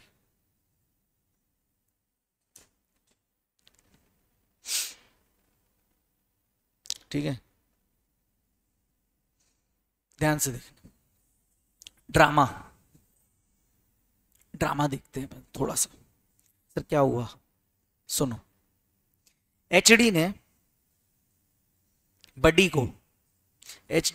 को ध्यान से, अभी सिनेरियो डिफरेंट है, थोड़ा सा डिफरेंट करते हैं, नई स्क्रिप्ट। एचडी ने बडी को असेट क्या कर दिया? सोल्ड कर दिया। क्या कर दिया? Think like that. अभी मैंने पिछले एग्जांपल में क्या बोला था? पहले राइट टू यूज पे दिया, फिर सेल किया ना हो। अभी मैं क्या बोल रहा हूं? सेल कर दिया। कहने से दोनों में फर्क क्या पड़ा? पहले लीज बैक हुआ फिर सेल्स हुआ, पहले लीज हुआ फिर सेल्स हुआ, और यहां पे क्या हो रहा है? सेल हुआ फिर लीज। बात एक ही है, सेल्स एंड लीज बैक की बात चल रही है यहां पे। तो सेल्स भी हो रही है, लीज भी हो रही है, दोनों ट्रांजैक्शन। अभी ध्यान समझना, असेट बेचा और बाद में बडी ने क्या किया? Leased back asset to HD, ठीक है? यहां पे क्लियर हो गया सब? बनाते चलना है साथ साथ में, ये सब बनाते चलना है और लिखते चलना है। यहां पे क्या हुआ? बडी ने क्या किया?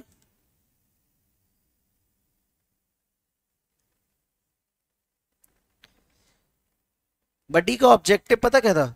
अवर ऑब्जेक्टिव, बडी और एचडी का ऑब्जेक्टिव था लोन अरेंजमेंट। ये लोन अरेंजमेंट तो समझ में आ रहा है, बट एक्चुअल में ये लोन दिख रहा था क्या बुक्स में? नहीं दिख रहा था, लेकिन एएस ने ये लूप होल फाइंड किया। तो ये गलत बात है कि नहीं? आप इंटरेस्ट कैलकुलेशन दिखाई नहीं रहे हो, है ना? और जो प्रॉफिट ऑन सेल है उसको आप अलग से दिखा दे रहे हो। तो आप क्या दिखा रहे हो? बोले सेल बढ़ गई हमारा, देखो एसेट बेच दिया हमने, देखो प्रॉफिट पे बेचा है। ये गलत बात है। कहना इसे हमारा सब्सटेंस ओवर फॉर्म इफेक्ट हो रहा था। हमारा objective of audit that financial statement are showing true and fair view, ये भी गलत था। यस और नो? तो एएस 19 ने अभी ऑब्जेक्टिव क्या किया? अवर ऑब्जेक्टिव मतलब किसका ऑब्जेक्टिव? इनका, इन सब का मकसद क्या है, ध्यान समझना। Objective is to learn treatment of profit और loss on sale of asset. वो याद है अपन ने एग्जाम्पल भी लिया था, 60 लाख का लीज टर्म था और 75 में बेच दिया, तो वो जो 15 आया ना प्रॉफिट ऑन सेल, उसका ट्रीटमेंट वो इंटरेस्ट के फॉर्म में जाएगा या इमीडिएटली रिकॉग्नाइज करना है, कैसे रिकॉग्नाइज करना है, और ये भी ध्यान में रखते हुए कि whether the lease is finance lease और ऑपरेटिंग लीज।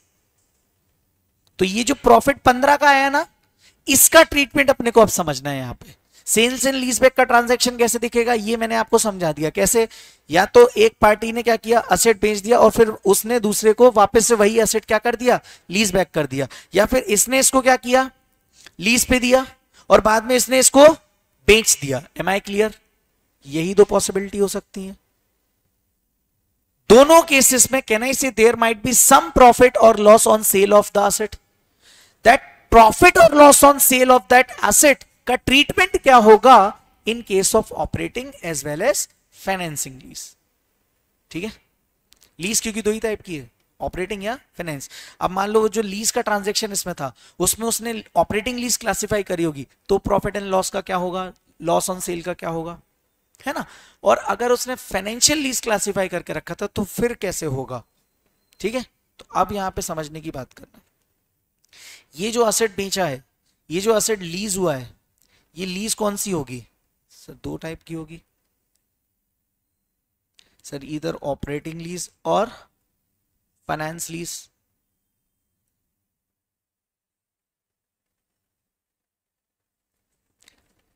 हेलो, है ना। अब रुक जाना, अब मैं चार्ट बना रहा हूं।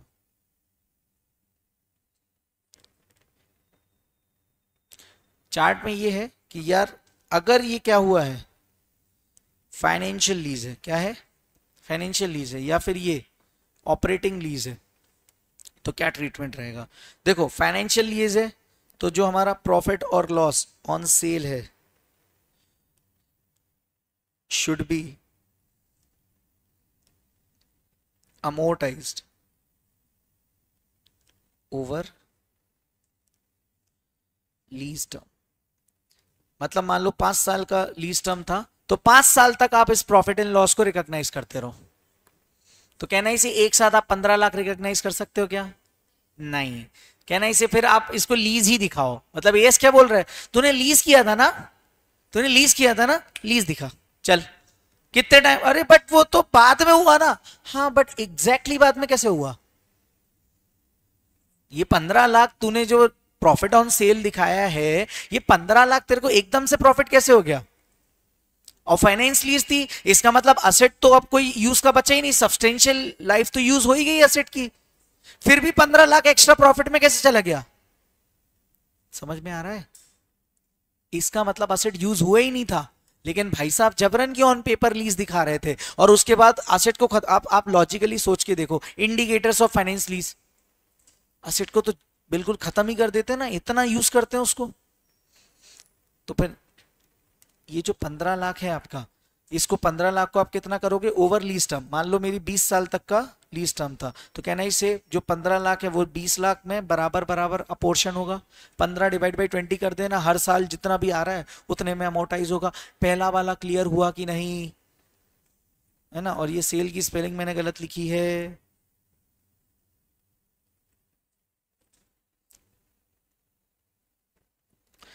चार्टर्ड ऑपरेटिंग लीज है तो फिर वहां पे ड्रामा है थोड़ा सा। क्या है, ड्रामा। ड्रामा समझने के लिए पहले आपका फोकस मुझे चाहिए स्क्रीन पे। हाँ बेटा बिल्कुल करेक्ट ध्रुव, बिल्कुल करेक्ट।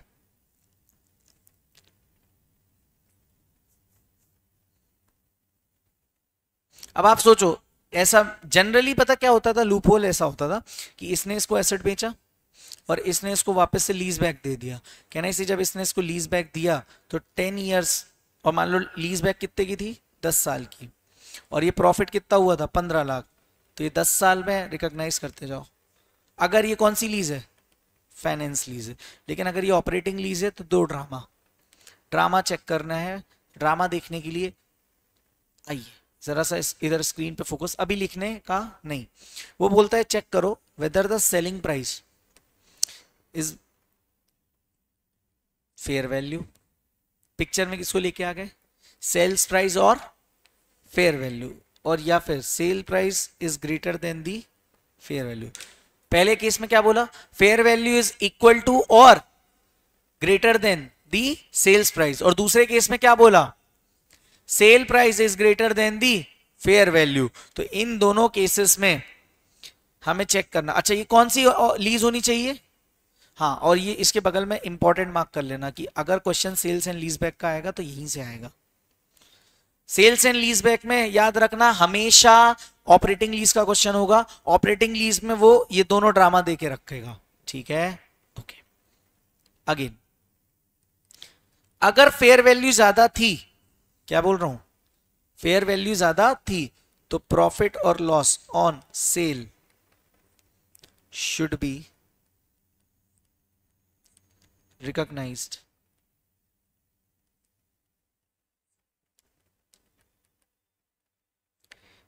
immediately in PRL। क्या बोल रहा हूं,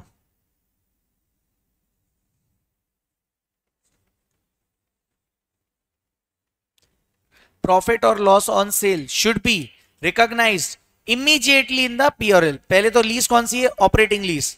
दूसरा, फेयर वैल्यू ज्यादा थी सेल प्राइस से, मतलब कहीं ना कहीं आपने लॉस में बेचा है, तो बोलते हैं लॉस है ना, इमीडिएटली रिकॉग्नाइज करो।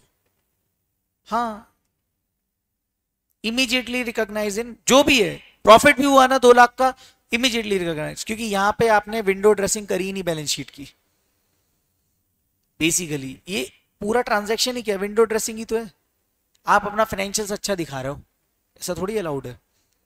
अब यहां पे भी अगेन 2 ड्रामा है, कहां पे, सेल प्राइस जब ज्यादा है, क्यों, यहां पे आपको प्रॉफिट निकालना पड़ेगा या लॉस निकालना पड़ेगा, क्योंकि देखो लॉस, यहां तो लॉस है कंफर्म है, तभी उसने क्या बोल दिया, इमीडिएटली रिकॉग्नाइज इट। ना यहां पे उसने बोला अगेन 2 बातें, चेक करने का whether the fair value less carrying amount और sale price minus fair value, ये दोनों केसेस चेक करने का, प्रॉफिट है भी कि नहीं। प्रॉफिट कैसे पता चलेगा, sale price minus carrying amount. अरे पहले आप कैसे पता करोगे प्रॉफिट, आपने बेच दी मशीन, मशीन बेच दी, मुझे बताओ, और मशीन बेची और कौन सी लीज है, ऑपरेटिंग लीज है। ओके, तो पहली चीज क्या चेक करी, मशीन बेच दी तो sales and lease back applicable हुआ। दूसरा, फेयर वैल्यू उसकी मान लो 10 लाख है, सेल प्राइस है 12 लाख, मतलब सेल प्राइस 12 लाख है और फेयर वैल्यू 10 लाख है, और लीज कौन सी है, ऑपरेटिंग लीज है। तो फिर आप चेक करो मेरी कैरिंग अमाउंट कितनी, कैरिंग अमाउंट कहां से पता चलेगी, बैलेंस शीट में जितने पे एसेट दिख रहा है, बैलेंस शीट में जितने पे एसेट दिख रहा है, अर्ली बर्ड, हाँ 25 मिनट बाद, तब तक बाजू वाली क्लास में बैठो। हाँ, तो प्रॉफिट है यहां पे sale price minus carrying amount, carrying amount कहां से आएगा, बैलेंस शीट से, बैलेंस शीट में आपको दिखेगा ना क्लोजिंग फिगर, वो आपकी कैरिंग अमाउंट है, और कैरिंग अमाउंट आपकी दिख रही थी 7 लाख। अब आपके पास कितने पिक्चर में आ गए फिगर्स, सेल करा है आपने 12 में, सेल प्राइस आपने करा है 12 में, फेयर वैल्यू है आपकी 10, और कैरिंग अमाउंट कितनी आ रही है 7 लाख। अब मेरे को एक बात बताओ, कहना ही से आप पहले प्रॉफिट निकालोगे, इन दोनों को कंपेयर करके प्रॉफिट कितना है 5 लाख, उसमें से इस 5 लाख के प्रॉफिट में से इसको बांट दो 2 चीजों में, 2 चीजों में, पहला जितना भी प्रॉफिट है sale price minus fair value का वो, और जितना भी है कितना बाकी जो रिमेनिंग बचा fair value minus carrying amount का, मतलब सर कितना बचा, बताओ जल्दी। यहां पे आपका बच रहा है 2 लाख और यहां बच रहा है 3 लाख, कैसे निकाला सर? सेल प्राइस कितनी थी मेरी? 12 माइनस 10 और 10 माइनस 7। इस 10 लाख को, ये जो 10 लाख है, ये जो 10 लाख है ना, ये जो 10 लाख है ना, ये क्या है? मेरी फेयर वैल्यू। इस फेयर वैल्यू के कारण 12 जो आया है, 2 लाख का जो प्रॉफिट आया, इसको मैं इमीडिएटली रिकॉग्नाइज कर लूं, ये तो कोई दिक्कत नहीं है। बट सॉरी, इसको मैं अमोर्टाइज करूंगा और इसको इमीडिएटली रिकॉग्नाइज कर लूंगा। एएस ये बोलता है, मतलब सेल प्राइस और कैरिंग अमाउंट का जो डिफरेंस आ रहा है वो कितना आएगा? प्रॉफिट आएगा मेरा, वही प्रॉफिट या लॉस दिखाएगा। अब इस प्रॉफिट में से मुझे क्या चेक करना है? मुझे क्या चेक करना है? अगर फेयर वैल्यू का ड्रामा है क्या? हाँ, फेयर वैल्यू मेरी 10 लाख थी। 10 लाख से ऊपर का जितना भी प्रॉफिट है वो मैं अमोर्टाइज करूंगा, और उससे नीचे का जितना भी है वो आज डे 1 पे रिकॉग्नाइज कर लूंगा। तो eight the end of the day मेरा कितना प्रॉफिट रिकॉग्नाइज हो रहा है? 5 लाख।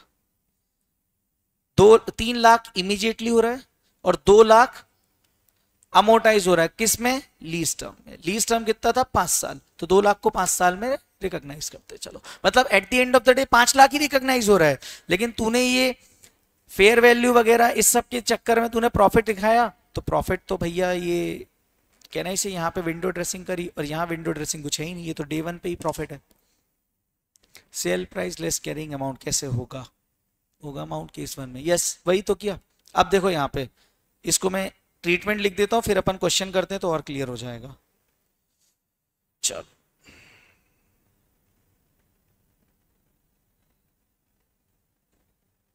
चलो आ जाओ। Fair value less carrying amount, immediately recognise in pure,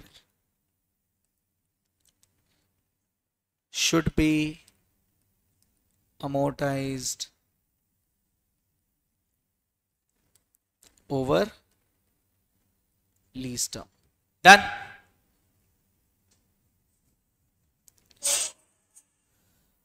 कीर्ति, वापस से एक्सप्लेन कर देता हूं मैं आपको। आप बीच में उसमें टाइप भी कर रही थी पहले, शायद ध्रुव का डाउट सॉल्व कर रही थी, इस वजह से भी आपको क्लियर नहीं हुआ होगा। मैं वापस से क्लियर कर देता हूं आपको। इसलिए बोलता हूं जब मैं एक्सप्लेन कर रहा हूं उस टाइम पे चुप हो जाने का, लिखने का नहीं, या फिर बात नहीं करने का। चलो पहले इतना लिख लो बाकी लोग, फिर मैं और एग्जाम्पल करवाता हूं फटाफट से। ये पूरा लिखना है ना, ये ड्रामा यहां से पूरा लिखना है, ऐसा दिखेगा। ये चार्ट कुछ आपका ऐसा आएगा।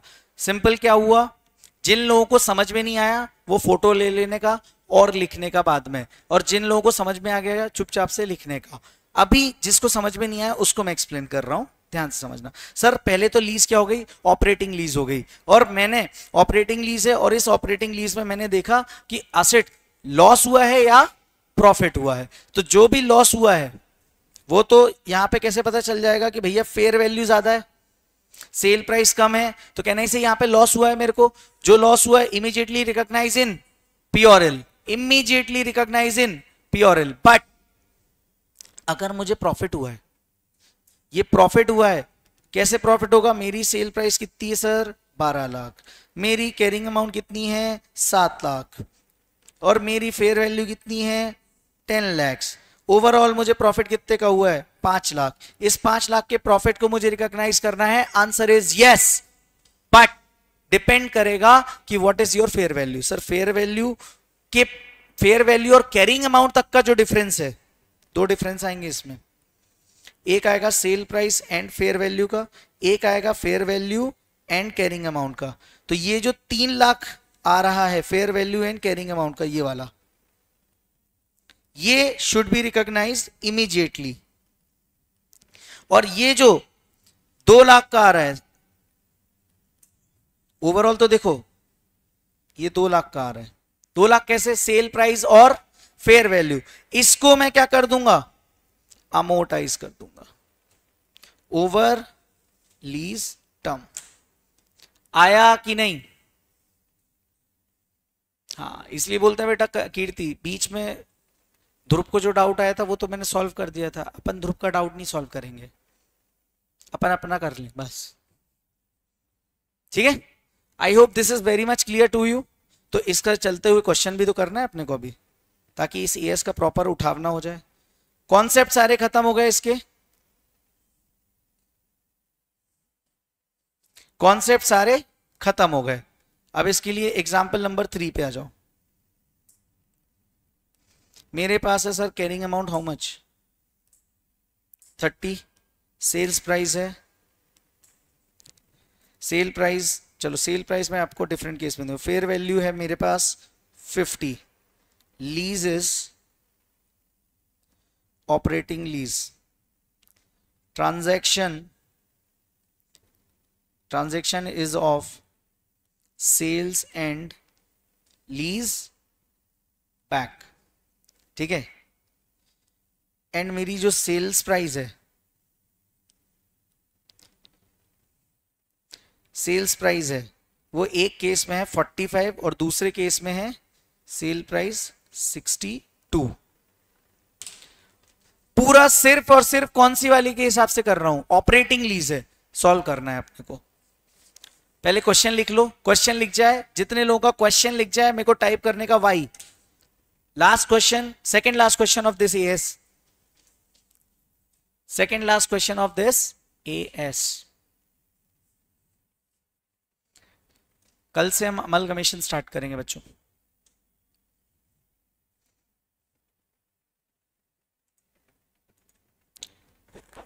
Done, shall I start solving? पहले आपका फोकस इस पे होना चाहिए। लीज कौन सी है सर? Operating lease. मतलब सर पूरा ड्रामा इधर आ गया, मुझे प्रॉफिट चाहिए, मुझे क्या चाहिए? प्रॉफिट। तो केस नंबर 1 को देख लो, पहले सिर्फ इस केस को देखो, मैंने बेचा कितने में और मेरी कैरिंग अमाउंट कितनी थी? 30 थी। तो मुझे एक बात बताओ, ओवरऑल मेरा प्रॉफिट आएगा या लॉस आएगा, पहले तो मुझे ये बताओ। और मेरी फेयर वैल्यू कितनी थी? अरे 50 फेयर वैल्यू है, सेल प्राइस 45 है। मुझे सबसे पहले क्या चेक करना है, सेल प्राइस से बड़ी फेयर वैल्यू तो नहीं है क्या? हाँ है, चेक करो। तो यहां पे मैं क्या करूंगा, लिखना मत, सिर्फ फोकस करना। सबसे पहले whether it is operating lease, हाँ, transaction is of sales and lease back, हाँ। Now check, fair value is greater than और equal to sales price, check करो केस नंबर 1 में है। तो मुझे क्या करना है, इमीडिएटली रिकॉग्नाइज करना है, कुछ भी दिमाग में लगाना है क्या?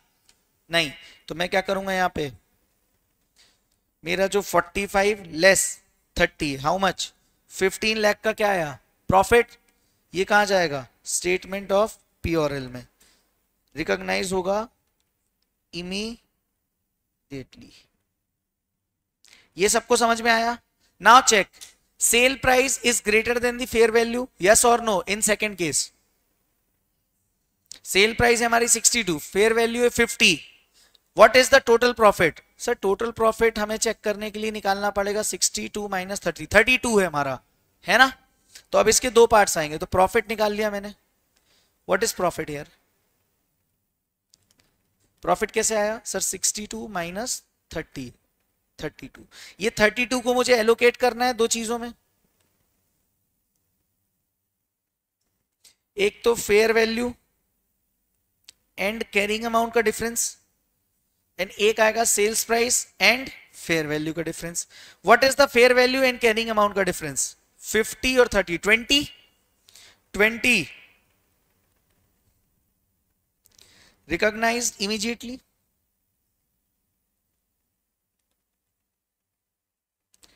और रिमेनिंग कितना है? 12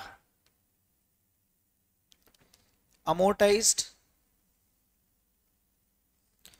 ओवर लीज टर्म। खत्म हो गया क्वेश्चन। ये आता है 5 मार्क्स में, 5 नंबर का क्वेश्चन। अर्चित, दिव्यांशी, प्रियांशी, परी, कनक, लक्ष्य, सलोनी, मुस्कान, अंजलि, उन्नति, कीर्ति, नाजुक। डन, आ गया। AS 19 समाप्त। सारे क्वेश्चंस कंसेप्ट हो गए।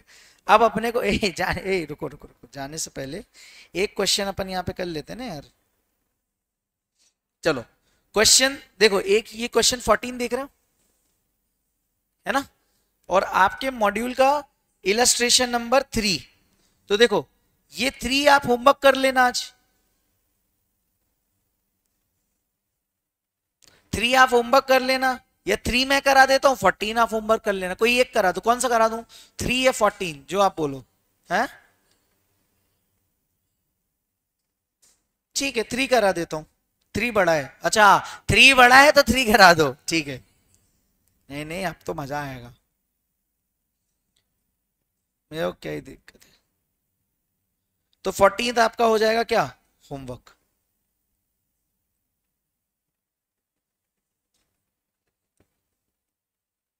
चलो क्वेश्चन पढ़ो मेरे साथ, लास्ट क्वेश्चन, और 14th आपका होमवर्क है। चलो sir, A limited sold machinery having WDV of 40 lakhs for rupees 50 lakh. तो ये 50 लाख मेरे लिए क्या हो गया, sale price. And the same machinery were leased back by B to A, मतलब ये lease, sales and lease back का ट्रांजेक्शन है कि नहीं है।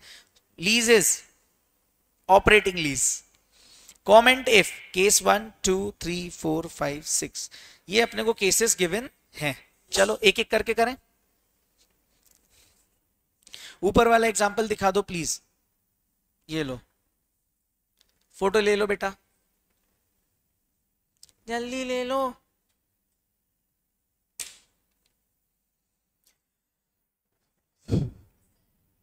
नहीं बेटा ये टीवी का है। डन डन, चलो let's start.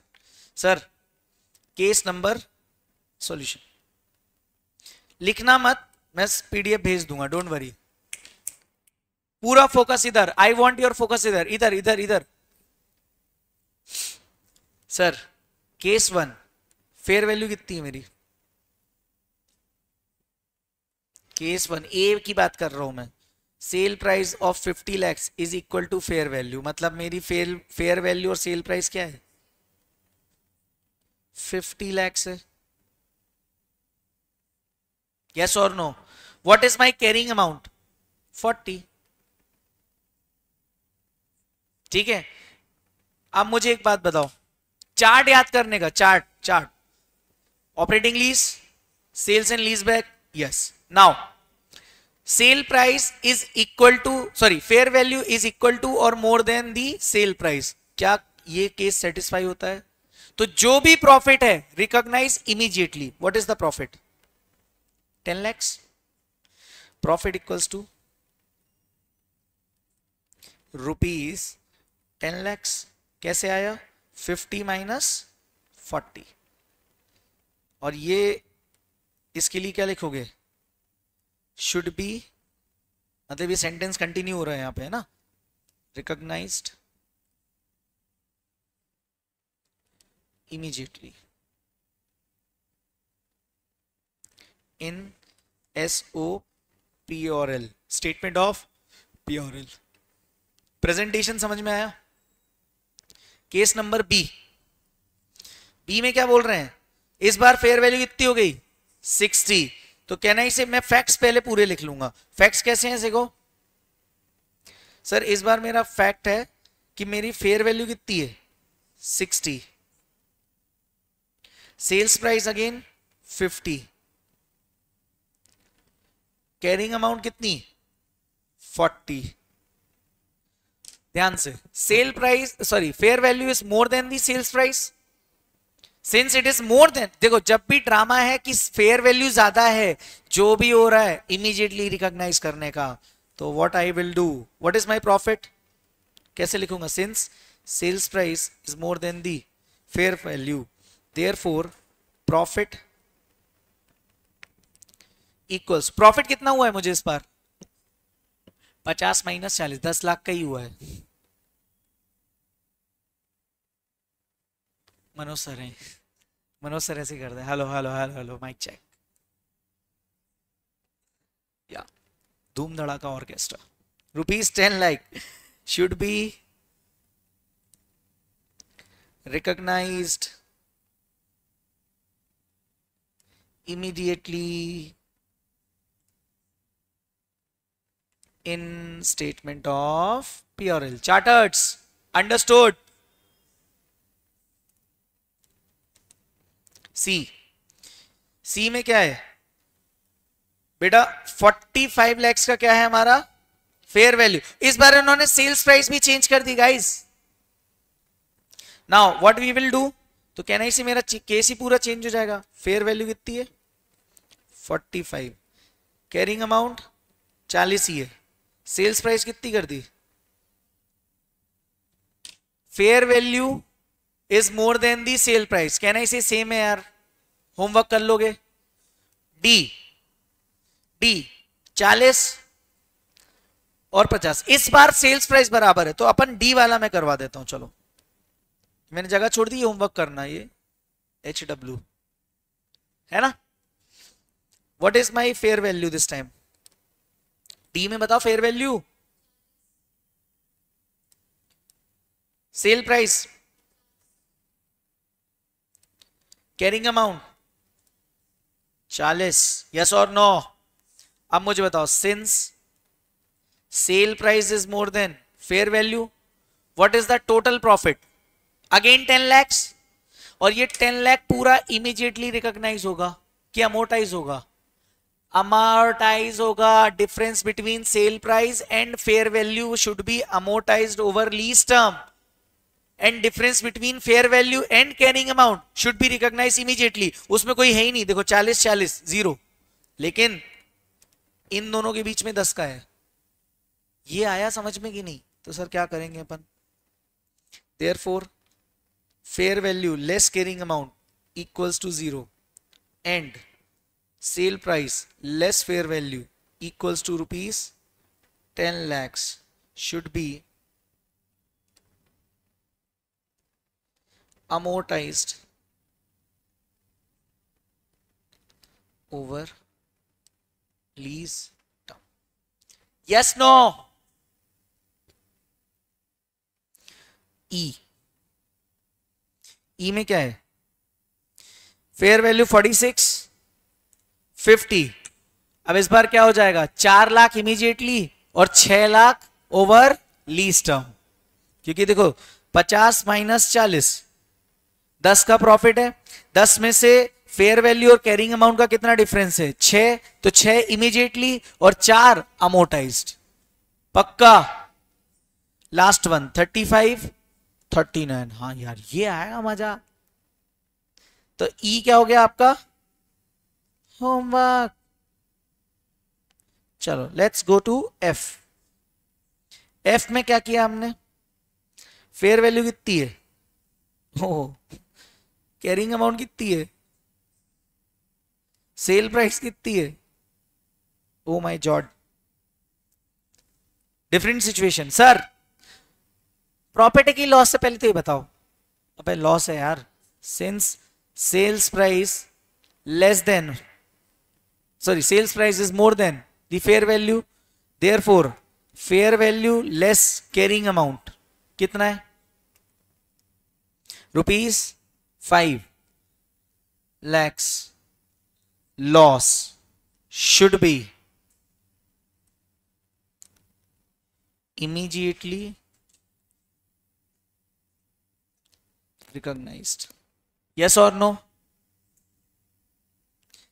And therefore sale price minus fair value, ये तो लॉस है ना? ये पूरा 5 का लॉस रिकॉग्नाइज करोगे आप, 40 और इसका, क्योंकि इस बार यहां पे क्या है? प्रॉफिट है कि लॉस है? लॉस है, तो याद रखना पूरा 5 का लॉस रिकॉग्नाइज करोगे इमीडिएटली, क्योंकि loss is always recognise immediately. And यहां पे कितना आ रहा है? 39 माइनस 35, यहां पे 4 का क्या आ गया? 4 lakh should B amortise. Overall आपने कितने का लॉस रिकॉर्ड किया?